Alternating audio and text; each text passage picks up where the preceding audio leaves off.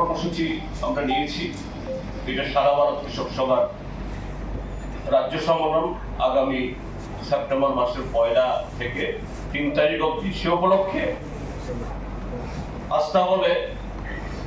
আস্তাবল মাঠে একটা বিরাট সমাবেশ হবে। আমরা পার্টির তরফ থেকে বলেছি, কৃষকদের এই সম্মেলনকে কেন্দ্র করে এই রাজ্যের কৃষক এবং কৃষি শ্রমিকদের যে সংকট, এটা সুরাহার জন্য আমাদের রাজ্য সরকার তার যে জনবিরোধী নীতি যাতে তারা পাল্টাতে বাধ্য হন, তার বিরুদ্ধে জনমত তৈরি করার জন্য এই সমাবেশকে একটা হাতিয়ার হিসেবে ব্যবহার করে একটা রেকর্ড একটা জমায়েতে পরিণত করার জন্য আমরা আহ্বান জানাই। এই হলো মোটামুটি ভাবে এই রাজ্য কমিটির সভাতে আমাদের কয়েকটা সিদ্ধান্ত। গোটা পার্টি আগামী দিনগুলোতে তার উপরে আমাদের কাজ করবে।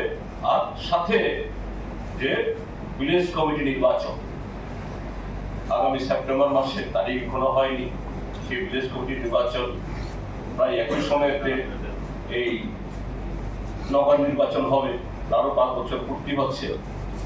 এবং সরকারের উদ্দেশ্য যে এই জায়গাতে খুব সুবিধার না, এটা দেখা যায় যে মনোজ কুমার সাহেব, যিনি ত্রিপুরার যে মুখ্য সচিব ছিলেন, তাকে স্টেট ইলেকশন কমিশনার হিসেবে নিয়োগ করা হয়েছে। এরকম কোন নিয়োগ হলে পরে মিনিমাম অতীতে যারা হয়েছেন 2 বছর 3 বছর করে থেকেছেন, কিন্তু দেখা গেল এই মনোজ কুমার সাহেবকে 6 মাসের মধ্যে গলা ধাক্কা দিয়ে বের করে দিয়েছেন। কাকে বসানো হলো? প্রদীপ কুমার চক্রবর্তী, যিনি অজস্র অনিয়ম, দুর্নীতি এবং অভিযোগে অভিযুক্ত। আর তিনি হলেন আমাদের রাজ্যের মাননীয় মুখ্যমন্ত্রীর সবচেয়ে বেশি বিশ্বস্ত অনুগত। তাকে সেখানে বসিয়ে দেওয়া হয়েছে। এই পি.কে. চক্রবর্তীর বিরুদ্ধে এত সব অভিযোগ হওয়ার সত্ত্বেও এর সম্পর্কে কোনো ব্যবস্থা গ্রহণ না করে।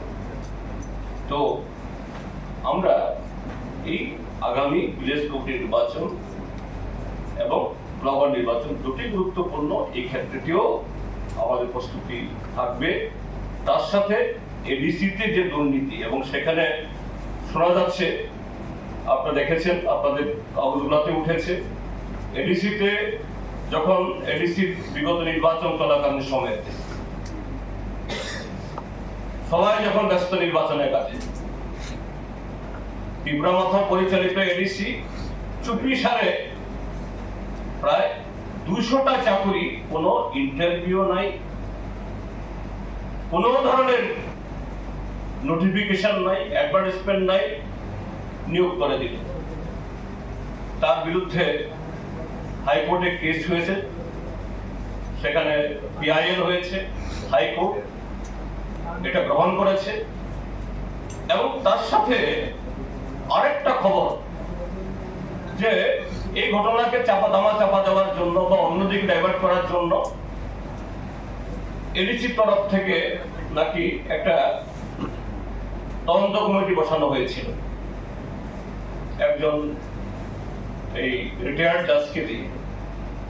আমাদের কাছে যে বিশ্বস্ত সূত্রে যা খবর, যে এই রিটায়ার্ড জাজ ইতিমধ্যেই এই যে কি বলে গোপনে চাকরি, তার তদন্ত শেষ করেছে। এবং তার এই রিপোর্টে যারা এই গোপনে চাকরি এবং অনিয়মে টাকা পয়সা খেয়ে চাকরি দিয়েছেন, তাদের বিরুদ্ধে লিখিত রিপোর্ট দিয়ে গেছে। আমরা এটাও দাবি তুলবো এডিসির কাছে, এই তদন্ত কমিটির রিপোর্ট এটা পাবলিকলি আনা হোক, প্রকাশ করা হোক। কারা যুক্ত? তৎকালীন সময়কার চিফ এক্সিকিউটিভ মেম্বার পূর্ণচন্দ্র জমাতিয়া, একটা ভালো সময়ে যিনি চিফ এক্সিকিউটিভ অফিসার ছিলেন সি.কে. জমাতিয়া, এখন তিনি আবার সেখানে ইএম হয়ে গেছে নির্বাচিত হয়ে রিটায়ারমেন্টের পর।